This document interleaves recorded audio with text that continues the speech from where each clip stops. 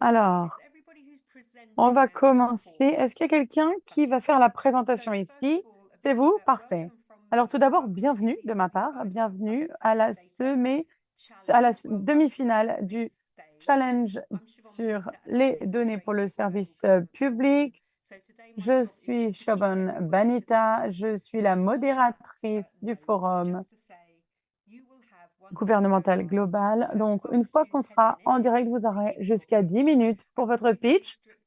Serai très strict sur le timing. Donc, vous, quand vous allez prendre la parole, aux alentours de 9 minutes, je vous rappellerai gentiment qu'il ne vous reste qu'une minute. Une fois que vous aurez terminé votre pitch, on donnera ensuite la parole à l'incroyable panel de juges qui sont là, comme vous le voyez probablement à l'écran. Ils ont hâte d'entendre vos présentations. Et ensuite, ils auront jusqu'à 15 minutes pour vous poser des questions concernant votre pitch. J'aimerais vous demander également de garder votre caméra allumée pour celles et ceux qui font le pitch. Ceux qui ne prennent pas la parole pendant le pitch, je vais demander d'éteindre la caméra et une fois qu'on commencera la phase de questions-réponses, vous pourrez allumer votre caméra. Vous pouvez faire votre présentation dans la langue qui vous convient le mieux. Vous verrez qu'à l'écran, vous avez un bouton d'interprétation. Si vous souhaitez écouter en anglais ou en français, n'hésitez pas à choisir le canal d'interprétation. Je vais vous demander de parler de manière claire. Je crois qu'il y a eu des problèmes de son, donc veuillez parler de manière claire pendant la présentation. Si vous avez des diapos, n'hésitez pas à les montrer, à les partager au cours de votre présentation. Bonne chance de ma part et ensuite je vous donne la parole pour votre présentation.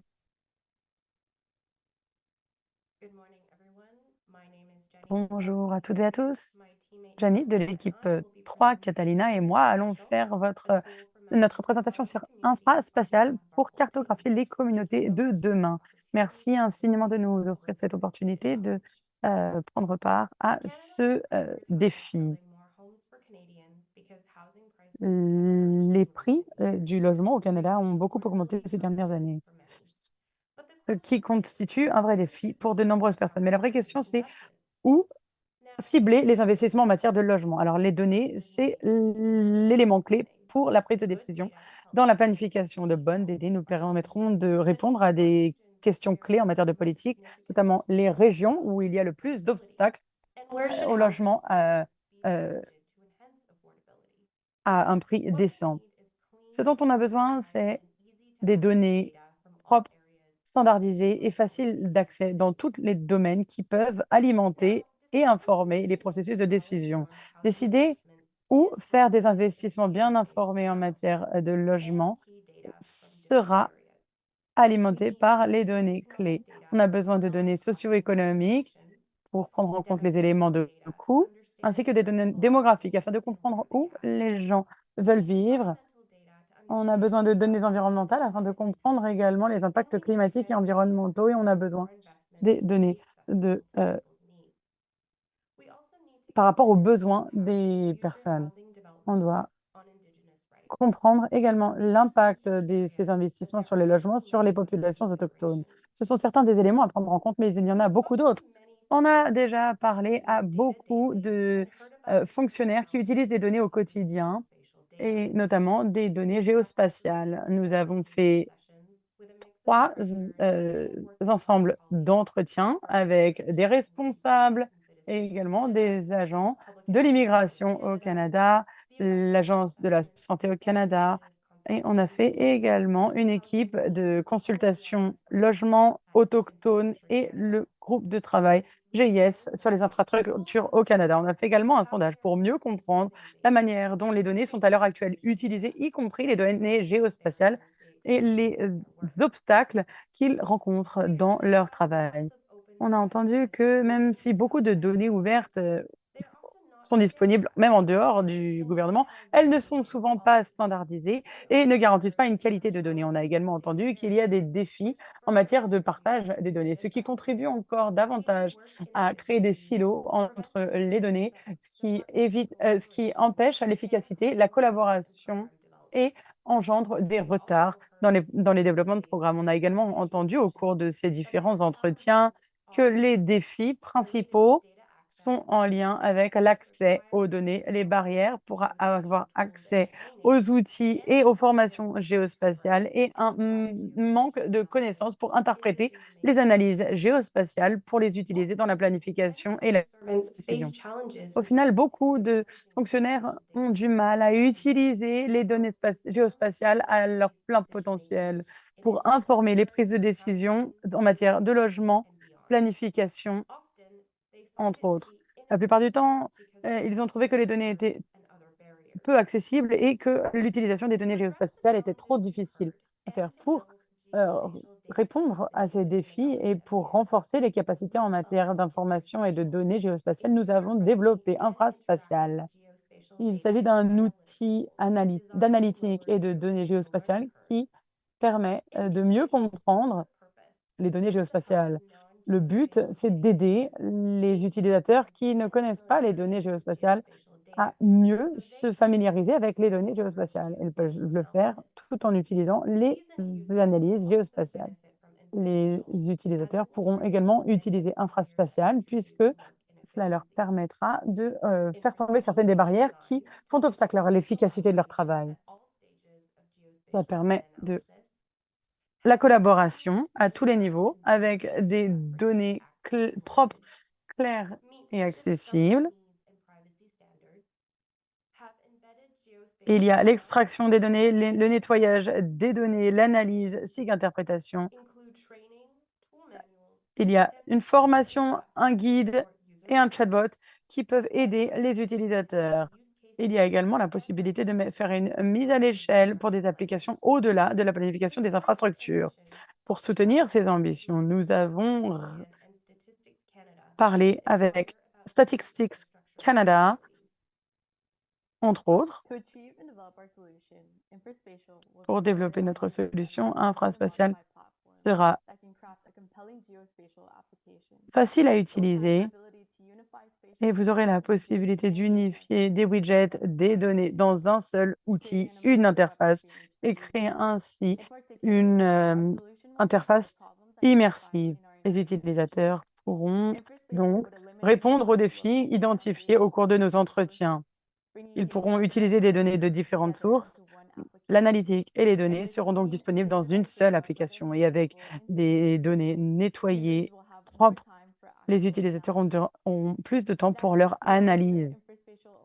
Infraspatial doit être en ligne avec les besoins de confidentialité et de durabilité du gouvernement, avec du contenu et des données.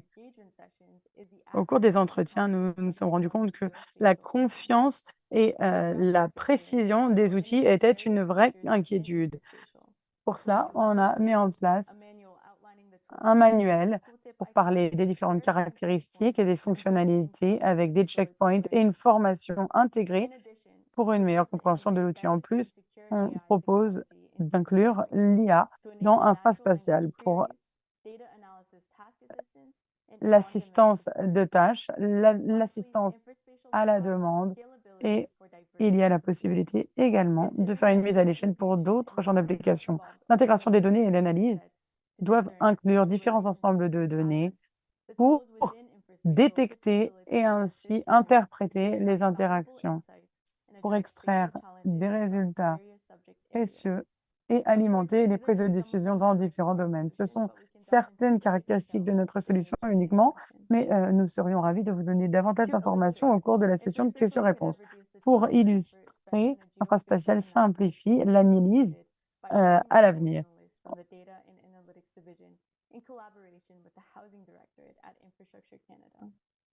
This team wanted to create a map that shows federally owned properties best suited for On housing peut development. créer des cartes qui permettent de prendre en compte les données socio-économiques. L'analyse génère des informations au niveau de la ville et au niveau des quartiers pour donner des informations sur la caractéristique des habitants d'une région en particulier qui aurait besoin de logement. Ça aide à la prise de décision en s'assurant que le logement est développé dans les régions et dans les communautés où les Canadiens en ont le plus besoin. Le logement est une priorité pour les Canadiens et les Canadiennes ainsi que pour le gouvernement. le ministre du Logement, John Fraser, a réitéré l'importance des informations et des données géospatiales. Et cette analyse est très utile. Pourtant, par le passé, ça prenait beaucoup de temps, énormément d'énergie, plusieurs employés, ça prenait des semaines à collecter, nettoyer les données. La plupart des évaluations géospatiales peuvent maintenant être réduites à très peu de temps de travail humain grâce à infraspatial. En quelques heures, vous pouvez avoir votre analyse faite. Au final, infraspatial peut simplifier et automatiser l'extraction, la transformation et le traitement des données. Le but, c'est que ce soit une solution complète pour les utilisateurs qui cherchent des données standardisées, nettoyées, pour alimenter leur analyse. Pour continuer à développer infraspatial, nous avons un plan à haut niveau avec notamment les éléments nous voulons identifier la rentabilité et la sécurité de la solution. Et nous savons que infraspatial va bien au-delà des éléments liés au logement, puisque on peut également travailler sur les questions de disparité spatiale, la santé, l'éducation, le transport, et différents secteurs peuvent bénéficier de cet outil partout dans le Canada. Infraspatial peut être utilisé dans différents domaines, différents champs d'application pour aider la vie des Canadiens et des Canadiennes de manière plus large. Merci infiniment, merci à Jenny également, merci. Si l'équipe veut revenir et si vous voulez cesser de partager votre écran. Est-ce qu'on a une première question? Oui, Julie? Merci. Alors tout d'abord, merci pour cette présentation. J'apprécie l'angle que vous avez pris, notamment vous avez fait des consultations et des entretiens. Ma question est la suivante. La consultation que vous avez faite avec Natural Resources Canada, est-ce que vous avez parlé au groupe qui travaille sur les sites géobasés? Parce que c'est une initiative qui est gérée avec l'EPT et le gouvernement. Géobase ou Geobase fait déjà certaines des choses que vous essayez de mettre en place. Donc, je me demande si vous arrivez à vous différencier de cela. Sachant que cette plateforme est en open data. Merci. Est-ce que quelqu'un veut répondre à la question? Oui, je peux répondre. Alors, on est au fait qu'il y a d'autres outils de géospatialisation, mais on a rencontré des gens qui sont experts en outils géospatiaux, QGIS notamment. Donc, maintenant, on connaît vraiment bien les capacités et les compétences de QGIS. Et, par rapport au fait que d'autres outils de géospatialisation et le fait que le fait que ça pourrait ressembler, il y a quand même des différences entre les différents outils disponibles et la disponibilité des données au sein de ces outils et l'accès limité à ces outils. Mais je laisse la parole à mes collègues s'ils veulent répondre à la question. Peut-être que vous pourriez nous parler de l'aspect utilisateur. Je ne peux pas directement parler des autres outils. Je n'ai pas d'ailleurs pris le temps d'utiliser les autres outils qui sont disponibles à l'heure actuelle. Mais moi, je travaille sur la consultation environnementale et autochtone pour les infrastructures au Canada. Et il y a un élément qui nous a paru vraiment difficile, à savoir trouver une source d'information lorsqu'on cherche des informations et pour des analyses des projets d'infrastructure. Donc, on a passé énormément de temps à passer. Je vais vous donner un exemple, mais de Atrice pour notre consultation d'information avec les autochtones. On a utilisé Toprama pour les bassins versants.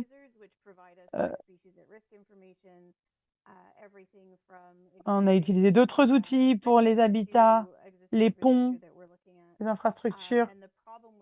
de manière plus large. Et le problème, c'est qu'au final, il n'y a pas d'informations qui soient centralisées. Il n'y a pas un endroit où on trouve toutes ces informations. Les données, elles existent, simplement, elles sont dans différents lieux, à tel point que ça n'est pas efficace et ça ne nous permet pas de faire notre travail correctement.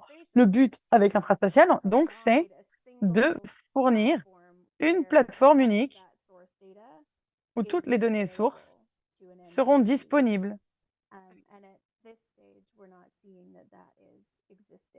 Et donc, pour l'instant, on n'a pas l'impression que ça existe ailleurs. Je voudrais ajouter que je sais qu'il y a beaucoup de plateformes qui existent à l'heure actuelle. On a vu ces outils, ils ont été développés, mais de notre point de vue, au cours de nos consultations, comme Marika l'a dit, on a entendu, il y a beaucoup d'outils qui existent à l'heure actuelle. Simplement, c'est quand même difficile de les utiliser parce que les informations ne sont pas centralisées dans une seule plateforme.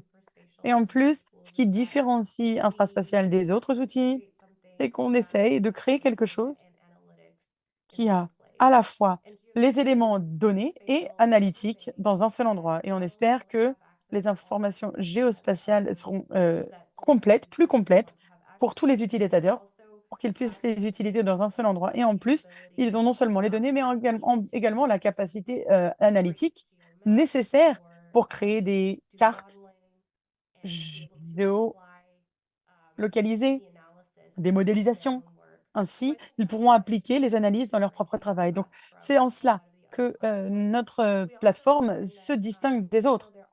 Par ailleurs, même s'il y a d'autres plateformes qui existent, nous avons envie de collaborer. Il ne s'agit pas de dire oh, cet outil est mieux que l'autre. Il s'agit vraiment de euh, puiser notre inspiration dans les autres outils qui existent, apprendre les uns des autres et essayer de voir ce que les gens font mieux que nous, parce qu'on essaie de créer un produit, nous, qui est axé sur les infrastructures, mais qui inclut également la capacité d'être mise à l'échelle pour d'autres champs d'application. Merci beaucoup, Jenny. Je vais donc donner la parole aux autres juges. Dominique? Bonjour à toutes et à tous. Est-ce que vous pourriez nous dire qui est votre public cible? Qu'est-ce qu'un utilisateur, un utilisateur non GIS? Et quels sont les résultats escomptés? Qui veut répondre à la question de Dominique? Excellente question. Alors, je fais partie de l'équipe analytique données. Et ce qu'on fait en général, c'est qu'on collabore avec les équipes, on les aide à créer des outils et des analyses géospatiales. Et donc, on a présenté cet exemple au directorat du logement et typiquement, ils n'ont pas cette capacité GIS de faire du travail géospatial. Alors, ils sont très intéressés et ils travaillent d'arrache-pied, simplement, il leur manque cette capacité géospatiale. Donc, pour répondre à votre question, ce sont des utilisateurs qui n'ont pas vraiment la capacité de faire des analyses géospatiales, simplement parce qu'ils n'ont pas la base pour faire cette analyse. Mais avec Infraspatial, on essaie de promouvoir cette analyse géospatiale pour montrer qu'elle peut être faite et que c'est assez facile et assez instinctif. On a des formations, l'outil est disponible et il est assez facile d'utilisation. Je rends la parole à mes collègues. Oui, pour essayer de resserrer la réponse. Ma grand-mère, à titre d'exemple, elle n'a pas cette capacité d'utiliser les outils géospatiales. Est-ce que c'est notre cible pour cet outil? Bonne question. Alors, non, la cible, c'est des professions telles que les gouvernements interfédéraux, Infrastructure Canada, les planificateurs urbains, les gens qui travaillent avec les données en lien avec les infrastructures et les logements pour les communautés, ainsi que d'autres variables qu'Infraspatial pourra inclure dans son sein en tant qu'outil. Jenny, j'aimerais oui, juste ajouter un point. Moi, je suis considérée comme quelqu'un qui n'utilise pas les données géospatiales. Je travaille au sein du gouvernement fédéral, cependant. Et ce qu'on distingue entre les utilisateurs de données géospatiales et les non-utilisateurs, comme moi-même, c'est que des gens qui n'ont pas la formation, qui n'ont pas l'expertise, mais qui ont le potentiel et qui seront en mesure de comprendre que les données géospatiales et les analyses existent et peuvent être utilisées pour répondre à des questions liées à la politique ou des questions liées à la santé, par exemple. Moi, j'ai travaillé avec des utilisateurs et des experts en données géospatiales. Je ne sais pas exactement quels sont tous les tenants et les aboutissants, tout ce qui rentre derrière ça, mais je vois le potentiel de cet outil. Et notre outil, il cible davantage les gens experts, mais également les personnes qui comprennent l'importance et la nécessité et l'utilité surtout, mais qui n'ont pas forcément l'expertise ni la formation. Et c'est là qu'on peut aider. On peut essayer de combler cette lacune.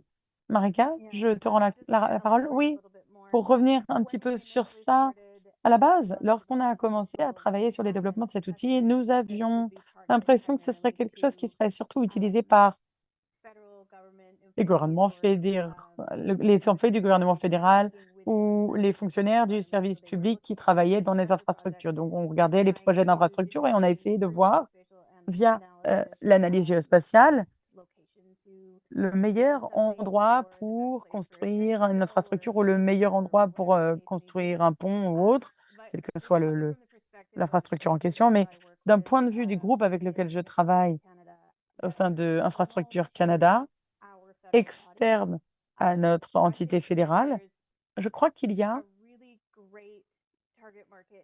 un marché cible formidable, notamment dans les municipalités et les groupes autochtones, qui n'ont pas forcément la capacité ni les outils pour faire ce type d'analyse. Donc, notamment, il y a des communautés autochtones qui ont vraiment très peu d'entités de gouvernance. Et donc, à ce titre, ils n'ont pas la capacité de faire ça. Et donc, ils sont obligés d'aller demander de l'aide à quelqu'un, recruter quelqu'un pour le faire pour eux. Et c'est très cher pour ces communautés autochtones. Et un outil comme celui-là permettrait aux communautés autochtones de faire l'analyse dont ils ont besoin pour développer un projet d'infrastructure axé autour de la communauté, une nouvelle usine de traitement des eaux, par exemple, avant même de rentrer dans la phase de conception et le développement du projet. Et donc, ça peut être un outil utile en amont et ça a une valeur précieuse, notamment pour ces populations et notamment pour des gens qui ont un financement pour certains projets, pour avoir accès aux mêmes informations auxquelles les experts ont accès avec un outil qui rend ces données accessibles. Alors, merci beaucoup, Marika. Je sais qu'on n'a plus beaucoup de temps. Jenny, vous voulez revenir sur cette question? Oui, je sais que Dominique l'a déjà dit. Elle nous a posé la question, quand est-ce qu'on considérait qu'on aura rencontré le succès? Alors, on trouve qu'on a déjà eu énormément de victoires. On a déjà un plan à haut niveau pour nos étapes à venir et où on veut que notre outil soit hébergé, sur quelle plateforme. On est en train de travailler avec des experts pour travailler sur le développement, la faisabilité. On regarde les coûts et au final, euh, le but, c'est surtout de vraiment concevoir cet outil dans son entier et le mettre à disposition. Merci, Erika. Merci beaucoup pour cette présentation. Très utile de regarder votre processus de consultation. Ma question est divisée en deux parties. Tout d'abord, mes collègues et moi aimerions savoir quels sont les défis auxquels vous avez été confrontés au cours du développement de cet outil, et notamment pour la mise à l'échelle au sein de différents pans du gouvernement. Deuxième question, c'est probablement pour faire écho à la question de Dominique, qui parlait de la cible, de la population cible. Ma question est la suivante. En matière de planification des infrastructures, dans le gouvernement fédéral, il y a déjà, au niveau des municipalités, au niveau des provinces, une planification urbaine qui se fait. Donc, je me demande si vous avez déjà envisagé cet espace, puisque il s'agit de mettre en place un centre de communauté, comme vous l'avez évoqué, les gouvernements locaux ont des responsabilités. Alors, je me demande, est-ce que vous avez une population cible au Canada, au sein du public canadien, qui pourraient devenir bénéficiaires de ce type d'outils? Merci. Il ne nous reste que 2 minutes pour répondre à cette question. Donc, il y a deux parties à cette question. Donc, je peux prendre la deuxième partie de la question si vous voulez, si quelqu'un d'autre veut prendre la première partie. On verra en fonction du temps qui nous reste. Oui, pour revenir à la mise à l'échelle, clairement, c'est quelque chose qui peut être utilisé dans différents départements, dans différents niveaux de gouvernement, les municipalités et même encore à des niveaux plus élevés. Je pense, et nous pensons d'ailleurs, que si les municipalités, les provinces, les entités gouvernementales au niveau fédéral sont en mesure d'avoir accès aux mêmes informations au même endroit, c'est extrêmement précieux parce que comme ça, les gens voient les mêmes choses et c'est plus facile de répondre à des questions lorsqu'on a les mêmes données. Je ne sais pas si ça a du sens ce que je dis, mais avoir cet outil et dire, ah, va voir sur un spatial, vous avez des informations que moi j'ai extrait de là. Et donc ensuite, quand les gens en charge d'un projet pourront aller voir les municipalités, quand on parle de financement, ensuite les gens ont les mêmes données, les mêmes informations qui leur proviennent de la même source et c'est disponible pour tout le monde, toutes les personnes impliquées. Jenny, vous avez votre main levée, donc ce sera probablement la dernière prise de parole. Juste pour parler des défis auxquels on a été confrontés, parce que c'était la première partie de la question, on a surtout eu des difficultés en matière d'engagement. Alors, on a organisé beaucoup d'entretiens, mais on a envoyé des sondages et des études, mais il y a encore beaucoup de gens à qui on n'a pas parlé. Et on a un plan à haut niveau avec les différentes étapes du plan de la conception à la mise en œuvre qu'on doit continuer à explorer, mais on a besoin également de travailler avec davantage d'experts, d'autres experts.